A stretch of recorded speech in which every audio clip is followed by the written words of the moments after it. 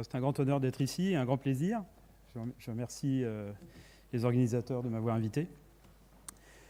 Alors, je vais parler d'apprentissage profond, naturellement, très bizarrement, et retracer un petit peu l'histoire et les motivations qui nous ont apporté à travailler sur la question, et puis peut-être aussi parler un petit peu de l'inspiration de ces modèles. Alors, dans le domaine de l'intelligence artificielle, l'idée que des machines puissent être entraînées date des années 50. Il y a eu au moins 2 travaux dans les années 50, le joueur de dames de Samuel et le perceptron des années 50. Donc une des premières machines capables d'apprentissage, qui à l'époque n'était pas un programme sur un ordinateur numérique, mais était en fait un ordinateur analogique, que vous voyez représenté sur les 3 photos ici, et qui a créé en fait la base du principe même de la reconnaissance, de ce qu'on a appelé par la suite la reconnaissance des formes, qui consiste à construire une machine capable de classifier des images, par exemple, ou classifier des sons, en 2 modules. Un premier module qui est construit à la main, donc un programme écrit à la main, si vous voulez, qui exploite la connaissance qu'on peut avoir du signal pour représenter le signal d'une manière appropriée. Et puis, ce module est suivi de ce qu'on appelle un classifieur, qui lui est généralement entraînable. Et c'est l'idée de base du perceptron, en fait, qui a été reprise pour la construction de ces classifieurs. Une grande partie des classifieurs qui sont utilisés pour l'instant, à l'heure actuelle, sont en fait directement inspirés du perceptron, sont des modifications, mais sont directement inspirés de ça. Donc ce modèle a eu la peau dure, d'une certaine manière, en sens qu'il a survécu pendant très longtemps. Et on peut voir le principe de l'apprentissage utilisé par le perceptron et beaucoup des modèles qui l'ont suivi comme ce qu'on appelle l'apprentissage supervisé. Donc l'apprentissage supervisé consiste en fait à construire une machine dont la relation entre l'entrée et la sortie est paramétrée par un grand nombre de paramètres. Ici symbolisé par une boîte qui n'est pas noire, mais une boîte grise, disons, avec des boutons ajustables qui contrôlent la relation entre l'entrée et la sortie. Et la manière dont on entraîne cette machine, c'est qu'on lui présente de nombreux exemples, par exemple d'images de voitures et d'avions. Et pour les voitures, on veut allumer la lampe rouge. Pour les avions, on veut allumer la lampe verte. Donc on présente une image de voiture, on ajuste les boutons de manière à ce que la lampe rouge s'illumine un petit peu plus. Puis une image d'avion, on ajuste les boutons un petit peu pour que la lampe verte s'illumine un petit peu plus. Et à force de répéter ce procédé avec plusieurs milliers d'exemples, on arrive à une position du bouton qui va classifier toutes les voitures, allumer la lampe rouge pour toutes les voitures et la lampe verte pour tous les avions. Alors, malheureusement, il faut que la structure de la boîte soit relativement compliquée pour permettre de gérer les variabilités, toute la variabilité des images qu'on peut présenter à la machine. Donc, par exemple, si on veut lui faire classifier des chaises, les chaises peuvent apparaître sous des formes très très différentes et ont relativement peu de choses en commun, en fait, les unes avec les autres. Donc ça rend le problème extrêmement compliqué.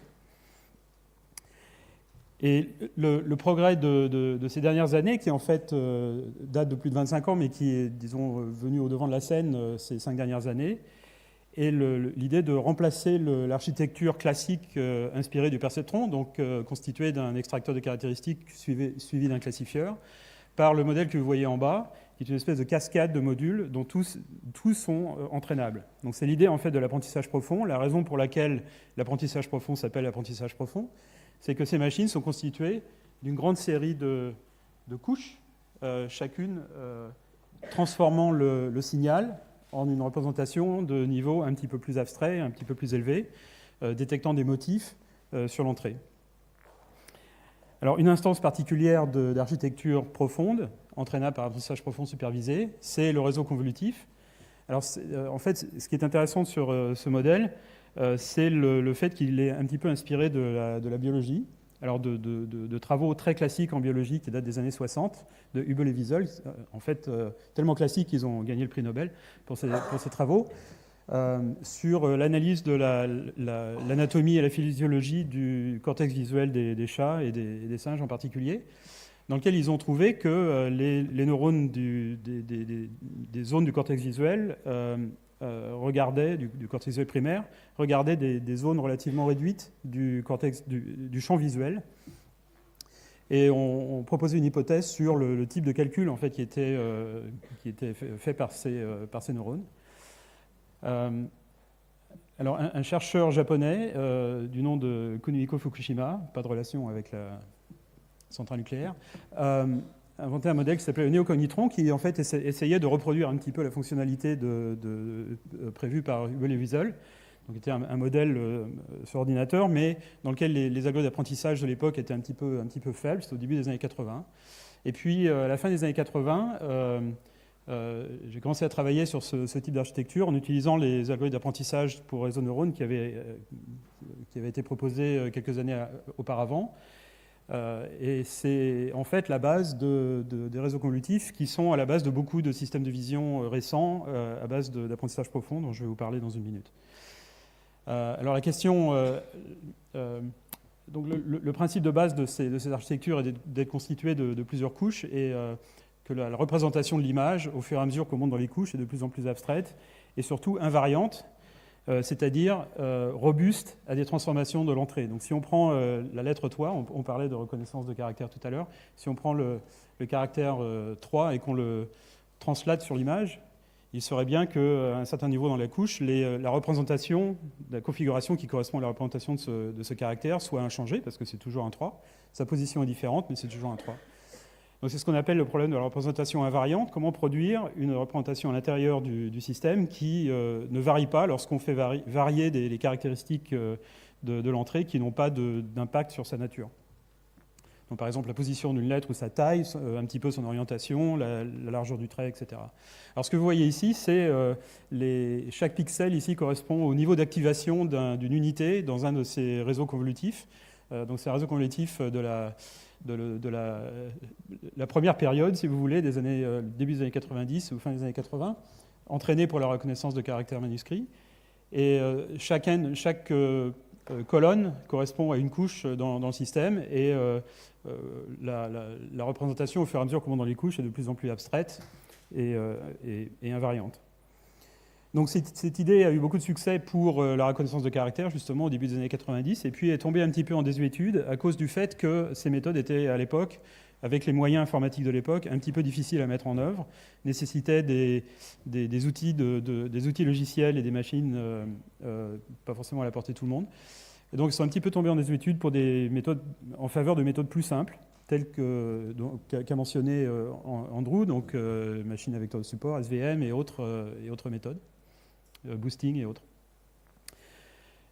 Donc entre 1995 en gros et le début des années 2000, très peu de gens travaillaient sur ce genre de méthode, à part quelques fous furieux tels que moi, Jeffrey Hinton et Yoshua Bengio.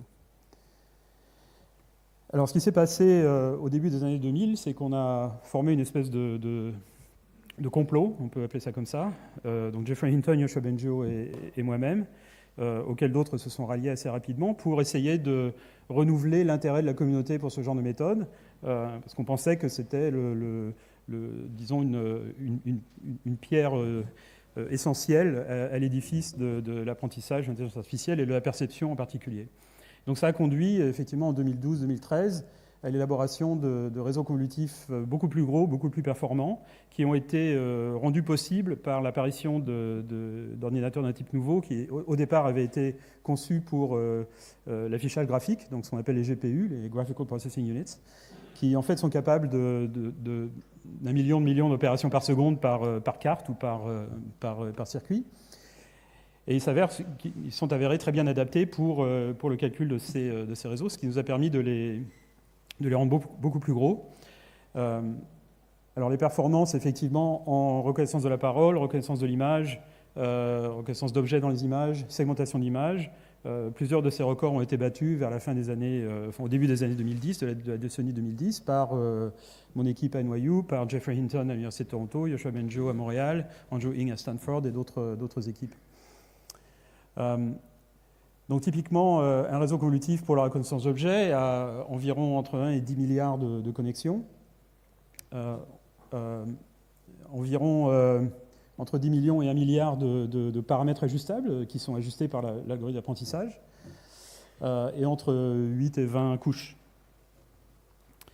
Et ce qu'on constate à la fin de l'apprentissage, c'est que les caractéristiques qui sont détectées dans l'image par les couches successives de ces réseaux profonds sont effectivement des concepts visuels de plus en plus abstraits. Donc, par exemple, à un niveau bas, les détecteurs entraînés, enfin appris spontanément par le système, détectent des contours orientés. Ce sont d'ailleurs le type de caractéristiques que les gens qui travaillent sur les neurosciences de la vision identifient aussi dans le cerveau des mammifères.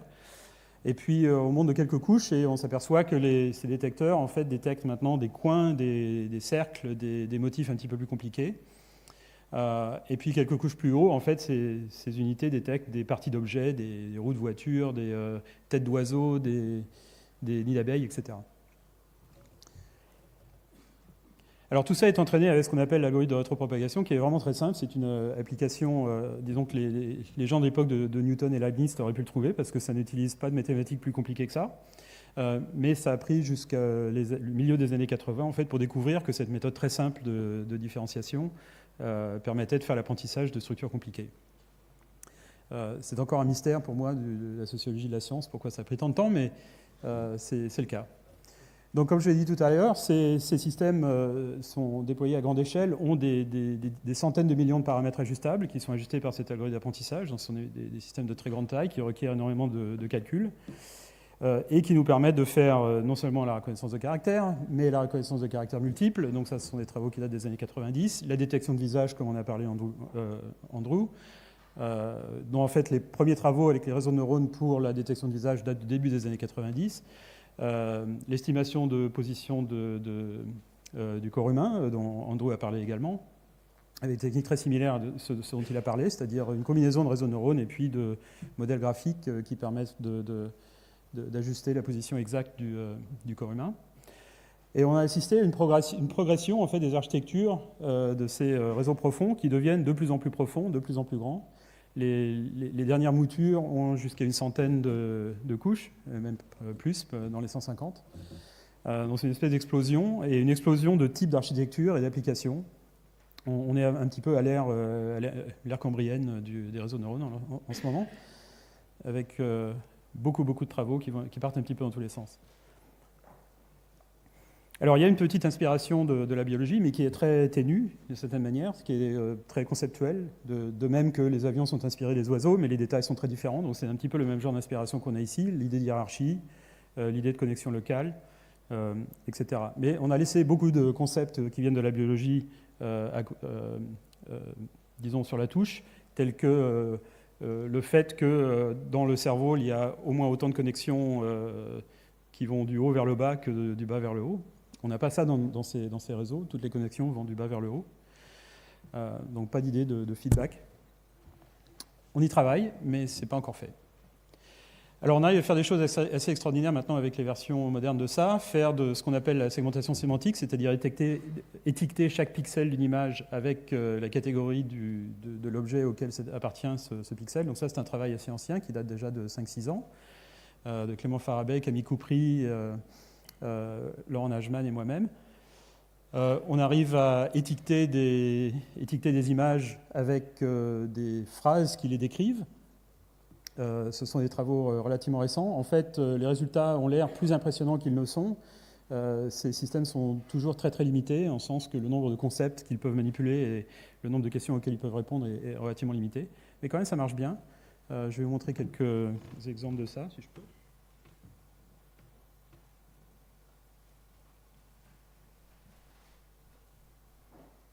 Is there a baby? Alors, ce que je vais montrer, c'est une démonstration d'une vidéo d'un système réel auquel on peut poser des questions en parlant et qui répond à des questions sur l'image. Donc, il voit l'image et il répond à des questions.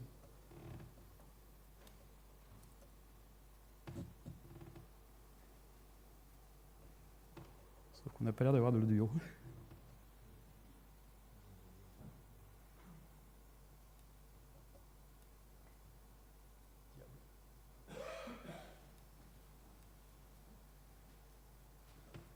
Oui, enfin, la vidéo n'a pas l'air de vouloir marcher.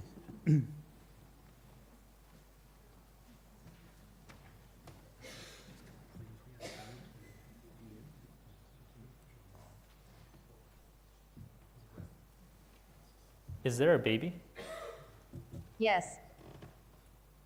What is the man doing? Typing. Is the baby sitting on his lap? Yes. Are they smiling? Yes. Is there a baby in the photo? Yes. Where is the baby standing? Bathroom. What is the baby doing? Brushing teeth. What game is being played? Soccer. Is someone kicking the ball? Yes. What color is the ball? Yellow. What game is the dog playing? Frisbee. What color is the dog? Black. Is the dog wearing a collar? Yes. What is the cat sniffing? Banana. Where is the cat? On bed. What color is the cat? Black and white. What color are the bananas? Green.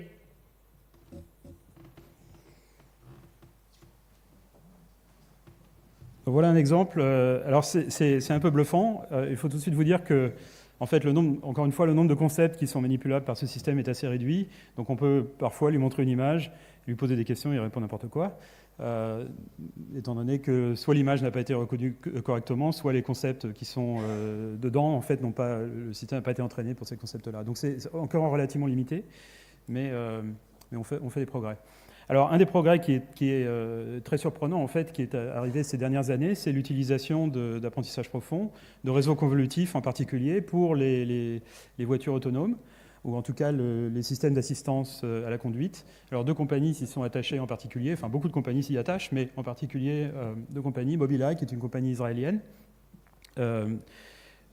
qui a été démarrée par un professeur de l'Université hébraïque de Jérusalem, Amnon Shashua, travaillant sur la vision par ordinateur il y a plusieurs années et qui ont adopté la religion du deep learning il y a 3-4 ans environ, et qui maintenant construisent des systèmes de vision artificielle qui ont fait partie des systèmes de pilotage automatique des voitures Tesla, en tout cas jusqu'à très récemment.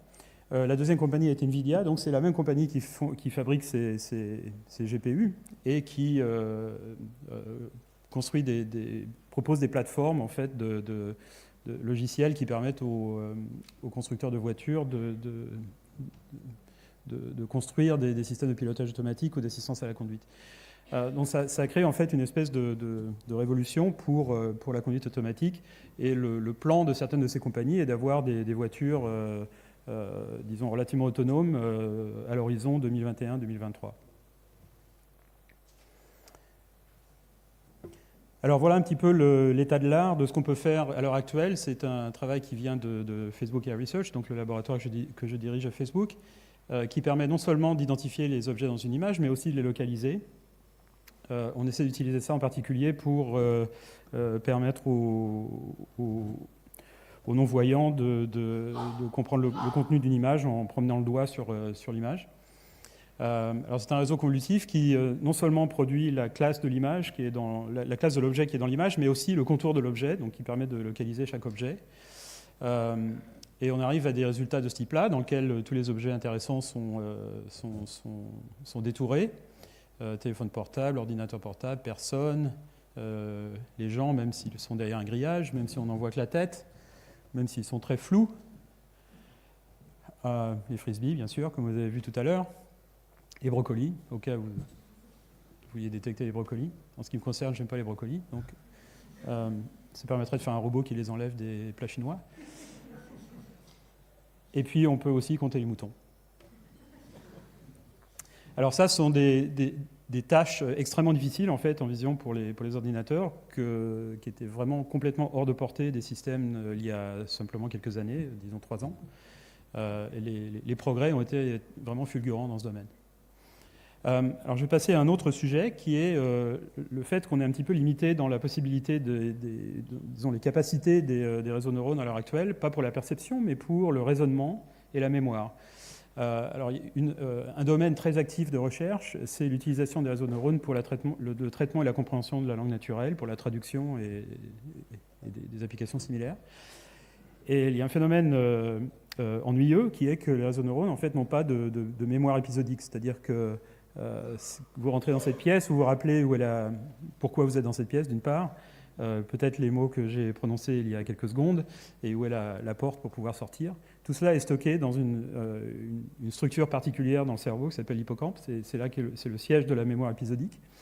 Mais c'est une structure séparée du cortex qui est lui-même plus le calculateur du cerveau, si vous voulez. Alors, quelques personnes dans le domaine se sont posé la question s'il ne fallait pas faire un petit peu la même chose. En fait, ce n'était pas du tout inspiré par la biologie, mais plutôt par la nécessité de calcul. Ensuite, on a fait le rapprochement avec la biologie, d'augmenter les réseaux de neurones avec une espèce de mémoire associative séparée, qui elle-même est une sorte de réseau de neurones, si vous voulez. Et ça permet, en fait, à des réseaux de neurones, maintenant, je ne vais pas rentrer dans les détails de l'architecture de ces mémoires, mais on peut les voir comme une espèce de structure un petit peu différente des réseaux de neurones classiques, mais toujours intégrable et entraînable de la même façon que les réseaux classiques. Donc ça permet à des systèmes maintenant de faire des tâches assez intéressantes qui consistent par exemple à lire un texte. Alors le petit texte que vous voyez dans l'encadré ici, si vous pouvez lire, c'est un résumé en 15 lignes du Seigneur des Anneaux. Donc tous les événements importants dans le Seigneur des Anneaux. Vous n'avez pas besoin de lire le livre ou regarder les films. Ne lisez pas les 3 dernières phrases, parce que c'est spoiler. Et ensuite, on peut, donc, ce que le système fait, c'est qu'il encode chacune de ces phrases par une liste de nombres, ce qu'on appelle un vecteur en mathématiques, et stocke ces vecteurs dans la mémoire. Et donc, chacun de cette liste de nombres en fait, encode un événement qui correspond à une phrase. Et ensuite, on peut poser des questions à la machine. Elle va aller pêcher les faits qui sont, ou les événements qui sont relatifs à cette question, qui vont lui permettre de répondre à ces questions. Et le système apprend spontanément à quel fait aller pêcher pour répondre à des questions de types différents. En fait, mes collègues Jason Weston, Sumit Chopra, Antoine Borde de Facebook AI Research in New York, Antoine Borde maintenant est à Paris, ont répertorié une liste de 20 types de questions différentes qui ont trait à la planification, le comptage, la mise en relation de plusieurs faits, l'inférence, etc. Et ont proposé plusieurs architectures pour essayer de voir lesquelles fonctionnaient pour certains types de questions. Donc c'est devenu une sorte de benchmark maintenant pour les chercheurs qui essaient d'appliquer les réseaux de neurones et l'apprentissage au raisonnement et à la compréhension de la langue naturelle. Donc on peut demander à ces machines des questions un petit peu compliquées comme ça.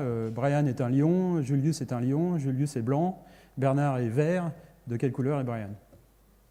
Alors c'est une inférence qu'on peut essayer de faire, donc qui n'est pas exactement correcte, mais qui pourrait être possible.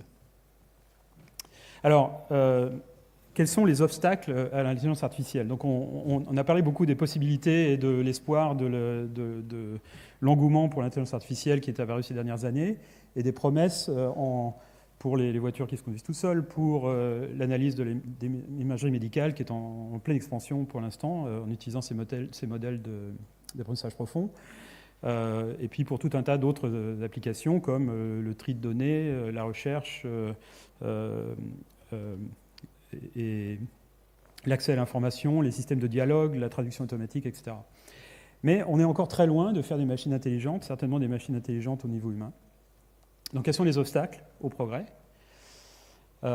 Donc, l'intelligence, on pourrait voir l'intelligence comme une combinaison de la perception, la prédiction, j'y reviendrai, la mémoire, le raisonnement et la planification. Alors, la prédiction, en fait, pour moi, est un composant extrêmement important, c'est-à-dire que on pourrait dire que l'essence de l'intelligence est la capacité à prédire. Avoir un bon modèle du monde nous permet de prédire ce qui va se passer dans le futur. Plus notre modèle est fidèle, plus il nous permet de prédire loin dans le futur. Et non seulement de prédire ce qui va se passer simplement si le monde agit comme le monde, mais ce qui va se passer comme conséquence de nos actions. Donc savoir quelles sont les conséquences de nos actions nous permet par exemple d'imaginer l'utilisation des outils, etc. Seulement quelques espèces d'animaux sont capables de ce genre d'imagination, apparemment. En tout cas, pour ce qui concerne les outils, bien sûr, beaucoup d'espèces animales sont capables de prédire ce qui va se passer dans un futur proche. Donc la prédiction est vraiment l'essence de l'intelligence. Et un problème principal, c'est qu'on ne sait pas faire ça très très bien avec les méthodes d'apprentissage actuelles. Alors je veux dire, vais expliquer pourquoi un petit peu. Alors tout ça se réfère au problème de ce qu'on appelle le sens commun, c'est-à-dire les humains ont le sens commun, les machines ne l'ont pas. Elles ne l'ont pas car elles n'ont pas un savoir très, très large concernant le fonctionnement du monde, les contraintes du monde physique, etc. Donc si par exemple je vous dis une phrase du type de celle qui est en haut, le trophée ne tient pas dans la valise parce qu'il est trop grand, vous savez que le « il » se réfère au trophée. Mais si je dis le trophée ne tient pas dans la valise parce qu'il est trop petit, enfin ça ne marche pas en français, il faudrait que je trouve un mot singulier, oubliez que c'est il et elle.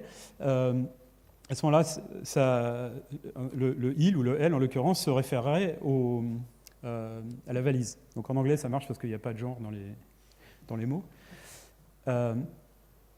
Et l'ambiguïté de la phrase ne peut être levée que par une connaissance du monde et des contraintes physiques du monde, à quoi sert une valise, pourquoi voudrait-on mettre un trophée dans une valise, etc.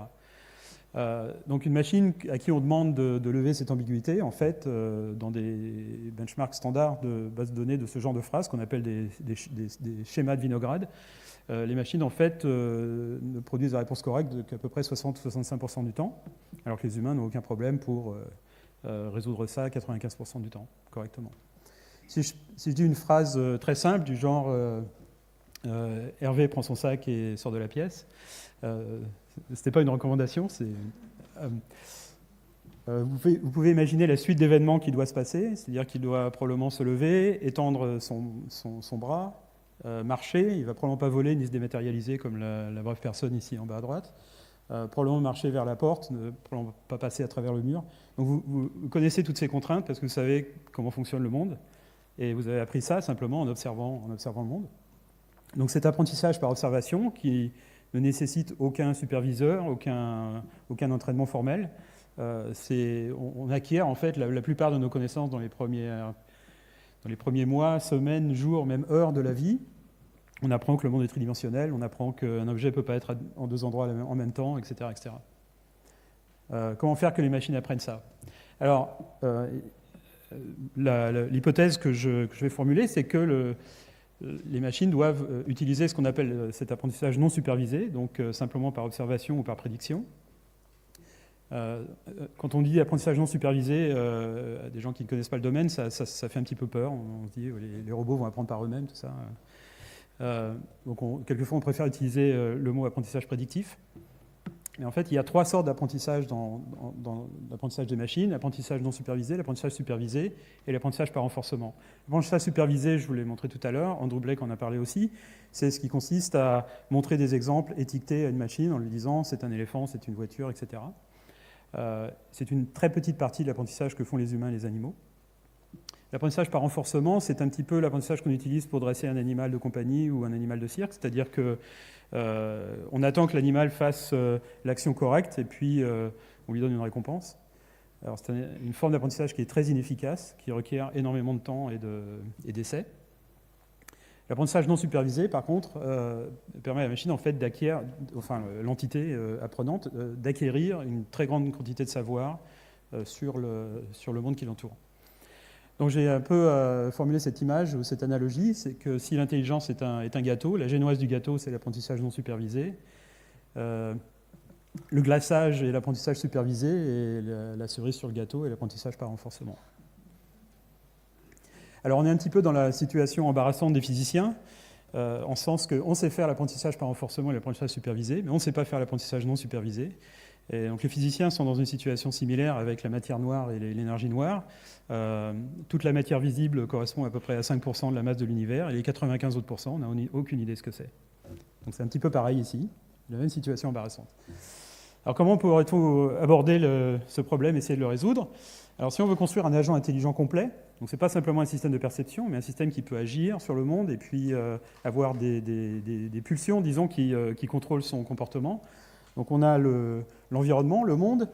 Le monde produit des percepts qui sont fournis à l'agent. L'agent produit des actions qui influencent le monde. Et ce que fait l'agent, c'est qu'il produit des actions qui vont le conduire à un état qui vont le rendre heureux. Donc qui est mesuré, son degré de bonheur, disons, est mesuré par une fonction objective qu'on peut mesurer par un scalaire, un coût, un nombre simplement. Donc 0, on est content. 100, on n'est pas content. Donc pour être intelligent, que doit faire l'agent? L'agent doit, à l'intérieur de lui-même, avoir une espèce de structure qui lui permet de simuler le monde pour savoir quelles vont être les conséquences de ses actions. Et ce petit simulateur du monde qui lui permet d'imaginer ce qui va se passer dans le futur, c'est la pierre d'achoppement, c'est le composant qu'on ne sait pas encore faire correctement. Donc ce petit simulateur lui permet de simuler ce qui va se passer en raison d'une séquence d'actions qu'il va produire, qu'il peut simuler et imaginer, et donc prévoir à l'avance quoi faire. Alors, donc, comment entraîner ces modèles prédictifs du monde? En fait, je vais sauter ça. Voilà le problème. Le problème, c'est que le monde n'est pas entièrement prédictible. Donc si par exemple je mets un stylo sur la table et que je lève le doigt et je le laisse tomber, vous pouvez prévoir qu'il va tomber, mais c'est très difficile de prévoir exactement de quel côté il va tomber. Il faudra avoir une mesure très précise de l'angle, savoir comment je lève le doigt, etc. Donc si on essaie d'entraîner une machine, un prédicteur, donc cette fonction G de X et Z. Donc X, c'est le passé. On voit le crayon, le stylo sur la table avec le doigt dessus. Et puis ce que doit prédire la machine, c'est dans quel état va être le monde, dans quelle orientation va être le stylo, enfin qu'est-ce qui va se passer dans la demi-seconde qui suit.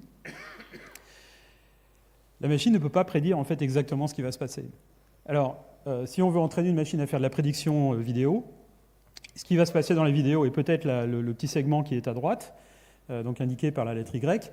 Donc ça, c'est ce que le monde réel nous dit, voilà ce qui va se passer, voilà le futur. Mais peut-être que la machine a prédit quelque chose d'autre, qui est que le stylo va tomber vers la gauche.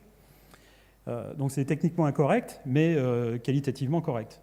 Comment entraîner une machine pour lui dire que ce qu'elle a prédit est incorrect, mais qualitativement correct? C'est en fait là le gros problème de la prédiction.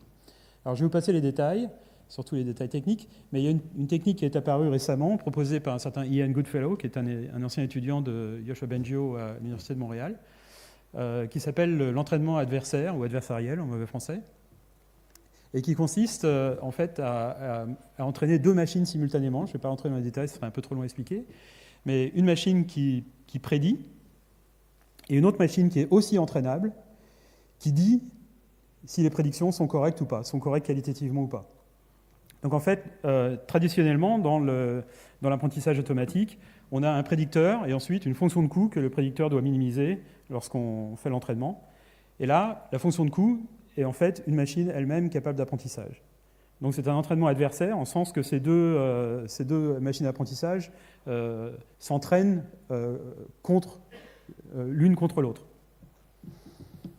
Alors encore une fois, je ne peux pas rentrer dans les détails, mais ce que je peux vous dire, c'est que ces méthodes en fait ont révolutionné d'une certaine manière ce qu'on appelle, donc Andrew Blake précédemment parlait de modèles génératifs. C'est une manière d'entraîner des réseaux de neurones profonds comme modèles génératifs. C'est des modèles qui non pas reconnaissent des images ou reconnaissent du texte, mais produisent des images ou produisent de la vidéo. Donc là, en l'occurrence, c'est un modèle qui a été entraîné sur des images de chambre à coucher et on lui donne une liste de nombres aléatoires en entrée et il produit une image de chambre à coucher. Et c'est une image de chambre à coucher qui n'existe pas, c'est-à-dire qui ne lui a jamais été présentée. Un système similaire, en fait le même système a été entraîné sur des personnages de bande dessinée ou de manga, peut en fait interpoler continuellement entre des personnages de manga. Donc vous avez un personnage en haut à gauche et un autre en bas à droite et il y a une espèce d'interpolation continue entre tous ces caractères qui est permis par ces modèles génératifs profonds entraînés. On peut faire de l'arithmétique, c'est un petit peu comique. Donc on peut prendre le vecteur d'entrée qui produirait l'image d'un visage d'un homme avec des lunettes. Et puis on peut aussi calculer le vecteur d'entrée qui produirait l'image d'un homme sans lunettes et d'une femme sans lunettes. Ensuite on prend ces vecteurs, on soustrait l'homme sans lunettes à l'homme avec lunettes et on rajoute une dame sans lunettes. Et ce qu'on obtient, c'est un vecteur qui produit une dame avec des lunettes. Alors c'est un phénomène vraiment intéressant qui nous permet de faire la combinaison d'images. Donc il y a des travaux très très récents en fait qui ont été publiés simplement la semaine dernière de Berkeley en particulier qui permettent de retoucher les images de manière un petit peu intéressante avec ce genre de modèle. Alors il y a une version particulière de ça sur laquelle j'ai travaillé avec mes étudiants qui s'appelle Energy Based GAN. Donc ça veut dire réseau générateur adversaire à base d'énergie, en français, qu'on peut entraîner sur des images naturelles et puis ensuite lui faire générer, produire, enfin engendrer plutôt des images naturelles à partir d'entrées aléatoires, encore des listes de vecteurs aléatoires. Et ça produit des choses intéressantes. Donc si vous êtes loin de l'écran, vous pouvez vous dire que c'est probablement des images qui représentent des objets. Mais si vous vous rapprochez, en fait, vous ne pouvez absolument pas identifier les objets. Ça a l'air très naturel. La structure de l'image est correcte, mais il n'y a aucun contenu. C'est de la peinture abstraite. On peut entraîner ça sur des chiens, et on obtient des chiens de Salvador Dali. Des chiens un petit peu mous. Donc de loin, ça ressemble à des chiens, mais de près, c'est un petit peu bizarre. Mais quand même, la structure statistique des chiens est préservée, si on peut dire. Et on peut appliquer ça aussi à la prédiction vidéo. Alors, la prédiction vidéo, encore une fois, le monde est très difficile à prédire. Donc, si on utilise des algorithmes classiques d'apprentissage pour entraîner un système à prédire ce qui va se passer dans une vidéo, donc on lui montre quelques trames de la vidéo, puis on demande au système de prédire les trames suivantes, on obtient un résultat qui est en haut à droite ici, qui est extrêmement flou, parce que le système, en fait, ne peut pas vraiment prédire ce qui va se passer, et donc il produit une moyenne de tous les futurs possibles. Donc avec cette histoire d'entraînement adversaire, en fait, on arrive à résoudre ce problème d'ambiguïté. Donc ce que vous voyez ici, c'est 4 trames qui sont observées par le système, suivies par 2 trames entourées de rouge, qui sont des prédictions. Et vous voyez que les prédictions sont à peu près correctes. Donc au pixel près, prédit que l'archet du violoncelle doit bouger vers la droite, que le bébé doit bouger la tête vers le bas, etc. etc. On fait même mieux, on peut prendre des segments de vidéos pris dans des appartements new-yorkais, dans lesquels la caméra bouge d'un côté et de l'autre. Et alors là, pour faire la prédiction, le système doit inventer l'aspect de l'appartement qu'il n'a pas vu. Et bon, il fait un boulot à peu près correct, c'est-à-dire qu'il continue, il voit un lit, là, par exemple, en haut à gauche, qui continue, une bibliothèque qui est inventée au fur et à mesure que l'image tourne. Voilà quelques autres exemples. Encore une fois, une bibliothèque ou un tableau. Mais bien sûr, si on fait tourner ça trop longtemps, ça finit par diverger et ne plus marcher. Voilà, donc c'est un ensemble de techniques dont on peut essayer de s'inspirer pour résoudre le problème de l'apprentissage non supervisé. On est très intéressé par ce genre de choses. On utilise ça non seulement pour l'image, mais pour le texte, pour l'entraînement de système pour jouer à des jeux vidéo, par exemple, donc, qui combinent l'action. Et je voudrais revenir sur certains points. Le premier, alors je suis assez fasciné par le musée du CNAM à Paris. Il faut conclure. D'accord. Merci. Qui contient des objets assez extraordinaires, en particulier l'Avent-3 Clément Ader. Et c'est en fait un avertissement sur l'inspiration de la biologie, c'est-à-dire Clément Ader est très peu connu à l'extérieur de la France, et c'est un petit peu trop inspiré de la biologie sans vraiment chercher à comprendre les tenants et aboutissants de l'aviation, la stabilité par exemple. Et donc l'inspiration biologique est quelquefois très utile, mais si on colle de trop près à la biologie, on est souvent aveuglé en fait par les détails, sans vraiment comprendre les principes. Donc comprendre les principes sont très importants. Merci.